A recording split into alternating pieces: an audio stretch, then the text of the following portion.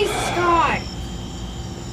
Now, once again, the third and final video, they are getting closer. The entire cloud.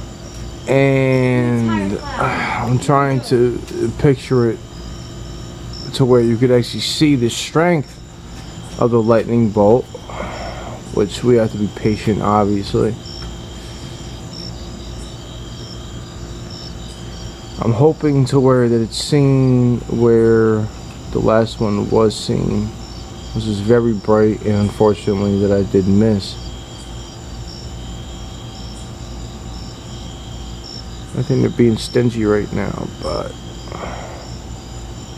oh, there it is. That one was very generous. I saw it and I don't like it. Now my son's getting a little nervous. Once again, I've been through 4 floods, a couple hurricanes. I've been through Hurricane Sandy, the eye of Hurricane Sandy. And living in a town that gets flooded out frequently